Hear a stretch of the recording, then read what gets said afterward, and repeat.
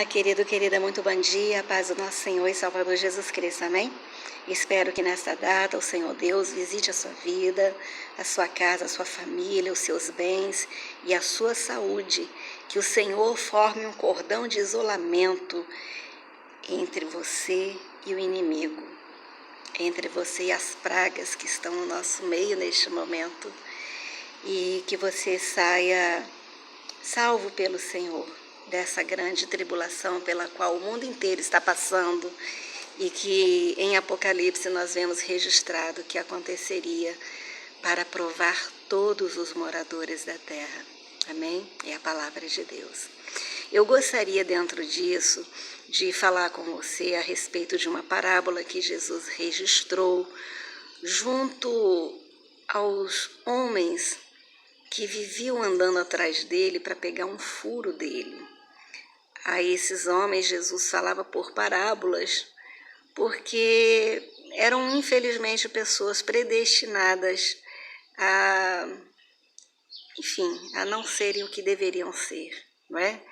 Deus predestinou todos nós a sermos salvos. Deus predestinou todos nós a vivermos ao seu lado. Porém, existe o livre-arbítrio e só vive ao lado de Deus quem quer. Só é salvo quem quer.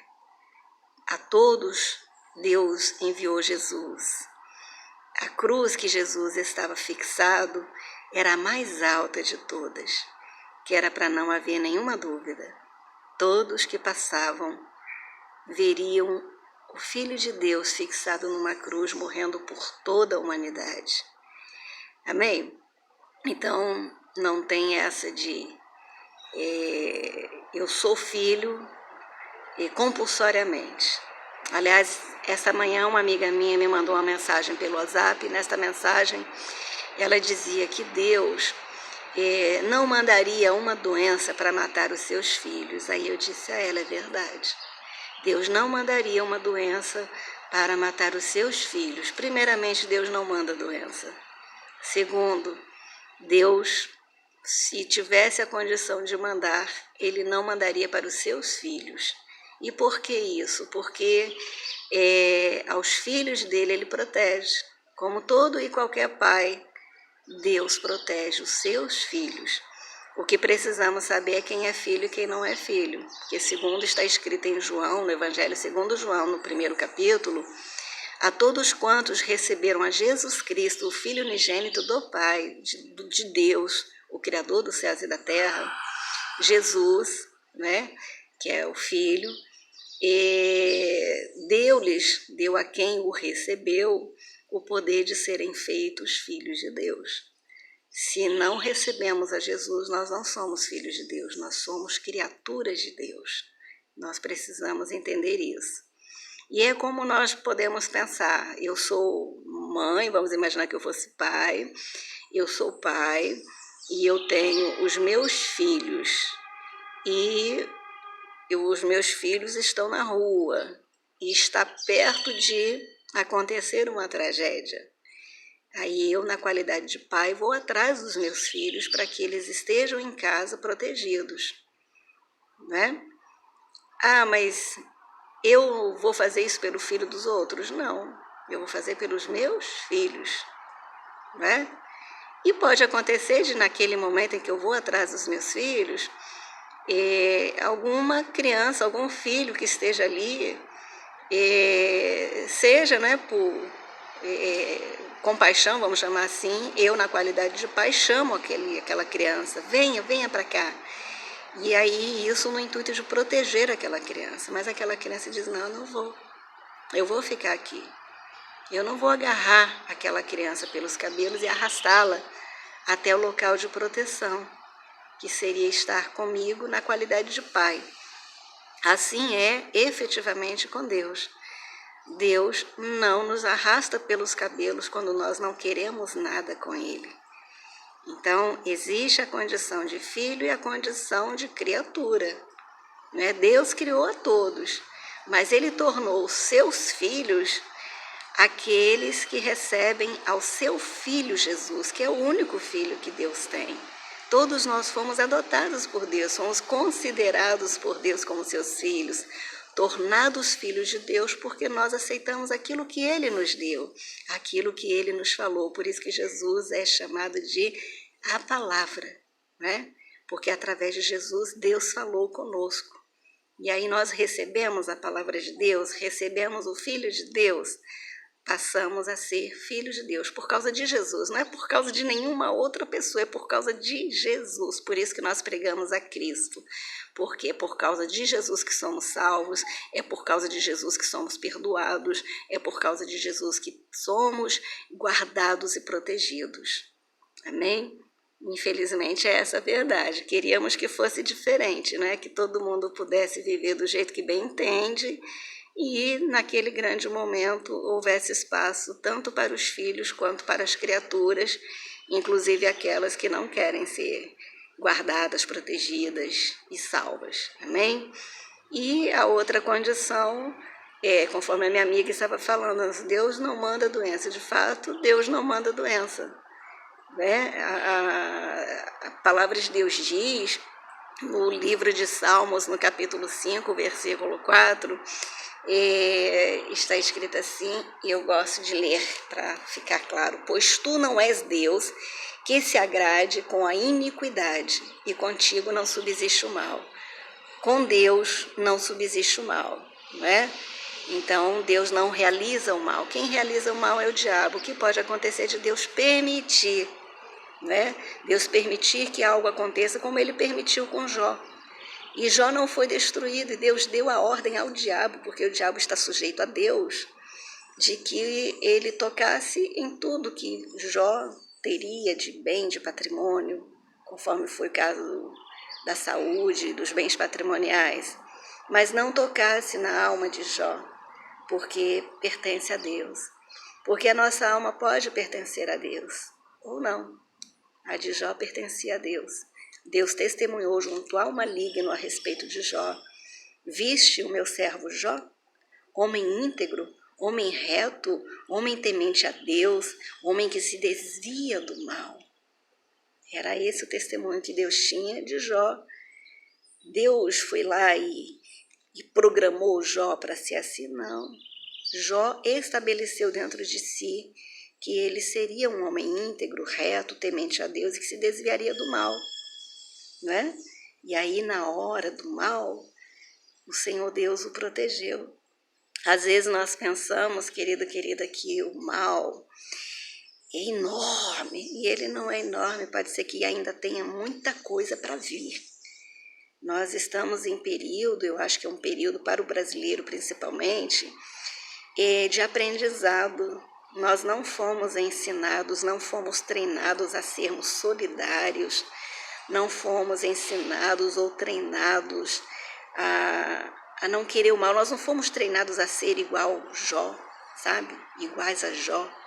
Nós não fomos treinados assim, ainda que tivéssemos uma religião quase que oficial, a religião católica, nós não ligamos muito, não é? A Igreja Católica também tem a Bíblia, e, no entanto, poucos são os que se dizem católicos e que leem a Bíblia, e que praticam o que está escrito na Bíblia, não é? Então, nós não fomos treinados, nós somos iguais a Adão e Eva no paraíso, que duvidaram de Deus quando Deus disse que se eles comessem de um determinado fruto, de uma das árvores que haviam no jardim do Éden, eles passariam a conhecer o bem e o mal, eles experimentariam a morte, né? Eles duvidaram que isto fosse verdadeiro, e então eles foram lá e tentaram a Deus e experimentaram então o mal, conheceram o mal, né? Nós somos assim. A palavra de Deus está entre nós, ela está sendo pregada, mas nós não damos crédito a ela. Nós fazemos o que bem entendemos, né? Hoje nós estamos sofrendo, óbvio que sofreríamos, mas eu acho que sofreríamos um pouquinho menos se, ao invés de esperarmos o governo dizer que não era para ir para o carnaval, nós mesmos disséssemos ao governo: esquece carnaval, cancela carnaval. E, no entanto, a gente pode até afirmar que os governos deliberaram por manter os carnavais, porque senão o povo ia chorar muito se não tivesse carnaval. É uma palavra triste, né? Mas é a palavra que a gente infelizmente tem que falar. Nós não somos treinados para o bem, mas Deus insiste em enviar os seus mensageiros para falar da sua palavra, a fim de dar tempo às pessoas para que elas tomem as suas decisões. E a parábola das bodas de Mateus 22 tem esse objetivo também, não é? Jesus está falando para os fariseus, os sacerdotes, os escribas, todos aqueles que estavam com seus corações endurecidos, a fim de não darem ouvidos a Jesus e não reconhecerem quem era Jesus. Amém? E aí o Senhor Jesus diz assim, de novo entrou Jesus a falar por parábolas, dizendo-lhes, o reino dos céus é semelhante a um rei que celebrou as bodas do seu filho. Então enviou os seus servos a chamar os convidados para as bodas, mas estes não quiseram vir. Enviou ainda outros servos com esta ordem, dizei aos convidados, eis que já preparei o meu banquete, os meus bois e cevados já foram abatidos, e tudo está pronto.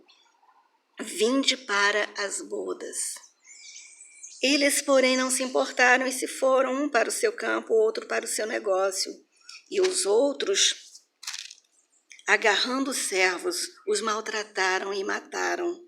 O rei ficou irado e, enviando as suas tropas, exterminou aqueles assassinos e lhes incendiou a cidade. Então disse aos seus servos, está pronta a festa, mas os convidados não eram dignos. E depois para as encruzilhadas dos caminhos e convidai para as bodas a quantos encontrardes. E saindo aqueles servos pelas estradas, reuniram todos os que encontraram, maus e bons, e a sala do banquete ficou repleta de convidados. Entrando, porém, o rei para ver os que estavam à mesa, notou ali um homem que não trazia veste nupcial e perguntou-lhe, amigo, como entrastes aqui sem veste nupcial? E ele emudeceu. Então ordenou o rei aos serventes, amarrai-o de pés e mãos e lançai-o para fora, nas trevas. Ali haverá choro e ranger de dentes. Porque muitos são chamados, mas poucos escolhidos. A minha amiga estava questionando, não é? E dizendo, afirmando, na verdade não questionando, mas afirmando, que Deus não mandaria uma doença para matar os seus filhos. Realmente Deus não faz isso. Agora, Deus permite que uma praga venha, conforme está em Apocalipse, para testar, para provar todos os moradores da terra. Eu creio, querido e querida, que essa é a oportunidade que Deus está dando para que nós estejamos entre os escolhidos, conforme está dito no capítulo 22, versículo 14, porque muitos são chamados, ou seja, Deus chama todos. Jesus na cruz do Calvário foi para todos. Ali Jesus estava chamando todos ao arrependimento e ainda está chamando. Ainda há um tempo para fazer essa aproximação do Senhor e essa aceitação daquilo que Ele tem feito para que sejamos salvos. Isaías 55, verso 6, diz assim, buscai o Senhor enquanto se pode achar, invocai-o enquanto Ele está perto. Isso por quê? Porque muito em breve Deus já não estará mais perto para ouvir. Por enquanto, Ele está. Por enquanto, Ele está nos dando oportunidades. Neste momento, através de uma dor, de uma tribulação, nós temos a oportunidade de dar ouvidos. O Senhor Jesus Cristo falou, quem tem ouvidos para ouvir, ouça. Em Apocalipse há essa expressão, quem tem ouvidos para ouvir, ouça o que o Espírito diz às igrejas.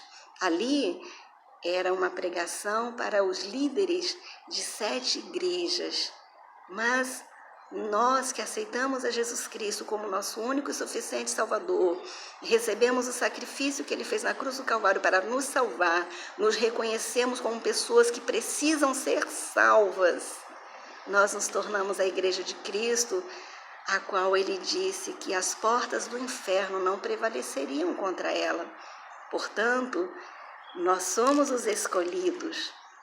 Não é? Nós somos os escolhidos. Muitos são chamados para estar com Cristo, para estar na sua boda, nas suas bodas, mas poucos são escolhidos, não é? Infelizmente, poucos são escolhidos, e poucos são escolhidos porque poucos são os que comparecem para dizer: eis-me aqui, Senhor, eis-me aqui, eu me rendo ao senhorio de Cristo.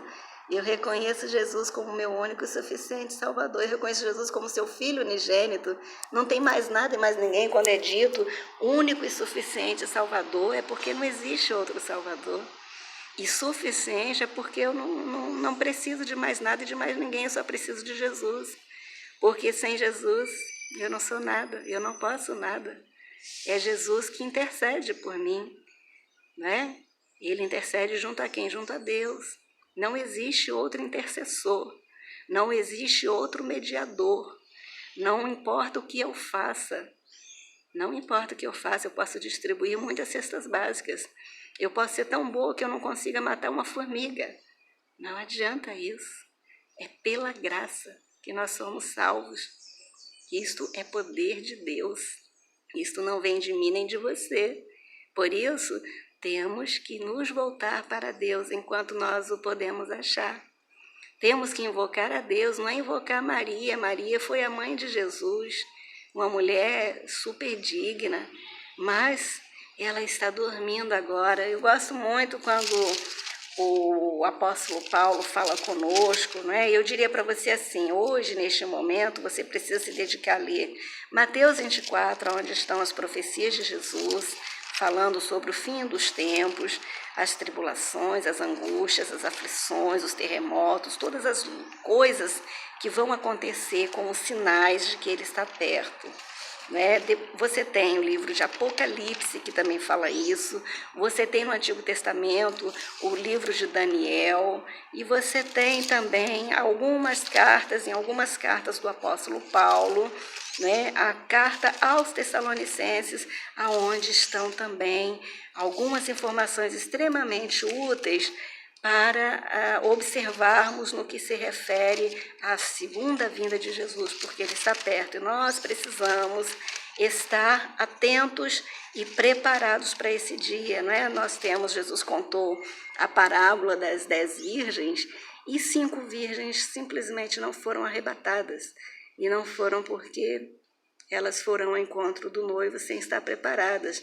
É essa coisa que a minha amiga falou, né? Eu não creio que Deus manda doença para os seus filhos. Para os filhos Ele não manda, porque Ele também não manda doença para ninguém. Mas Ele permite que o mal se achegue. E quando o mal se achega, quem não é filho vai ser afetado efetivamente. Ah, mas por que os filhos não são afetados? Não são afetados porque eles aprendem a obedecer.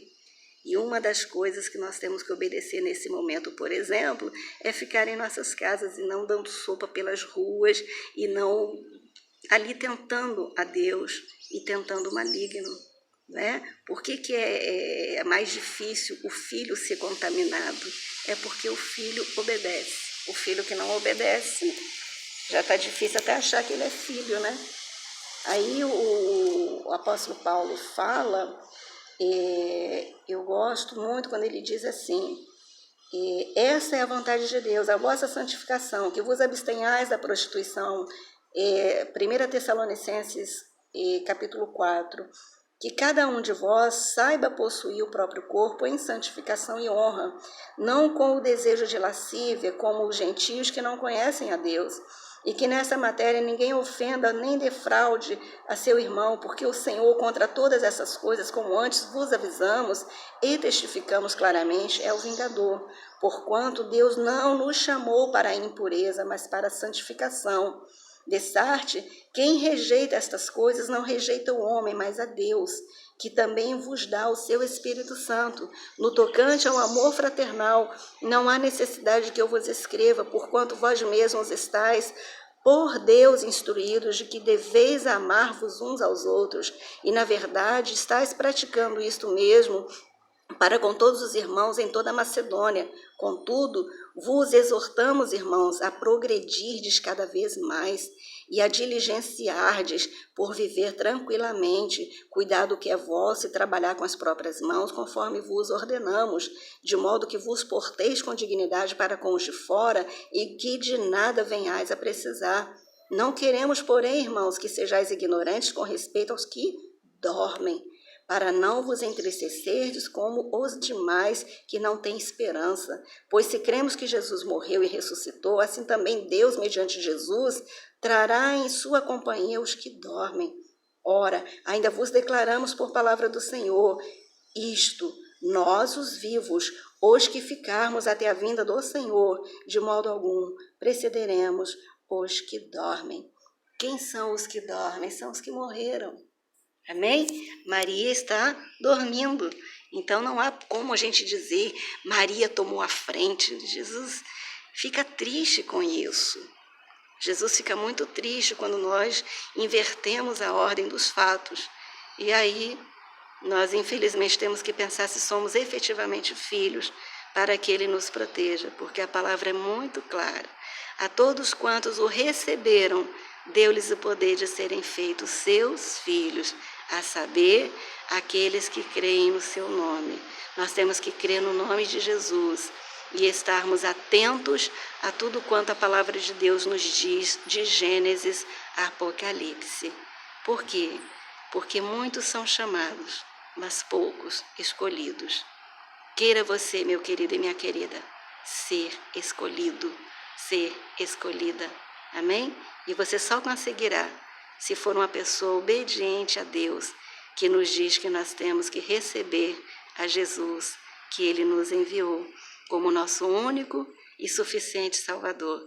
Ore assim: Pai, em nome de Jesus, eu recebo a Jesus Cristo como o meu único e meu suficiente Salvador.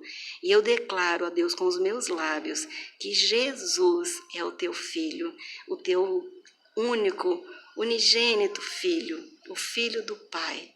Senhor, eu te peço perdão pelos meus pecados e eu peço que o Senhor escreva o meu nome no livro da vida, porque eu quero subir com Jesus, mesmo que eu não esteja aqui nesta terra quando Ele voltar. Eu quero ser chamado, eu quero ser chamada por Ele, por ter sido por Ele escolhido, escolhida para ter a vida eterna e estar com Ele no seu reino, nas suas bodas, em nome de Jesus Cristo. Amém. Amém, meu querido e minha querida. Fique na paz do nosso Senhor e Salvador Jesus. Tenha paz no seu coração e deseje no seu coração obedecer a Deus. Procure a Bíblia, compre um exemplar da Bíblia Sagrada. É muito barato. Se você não pode sair de casa para fazer isso, compre pela internet. Se você não tem acesso à internet para fazer isso, ou não tem o dinheiro para fazer isso, acesse os sites bibliaonline.com.br e outros tantos. Há aplicativos também com os quais você vai ler a palavra de Deus e você não vai perecer, porque só perece quem não conhece. Amém? Em nome de Jesus Cristo. Tchau, tchau.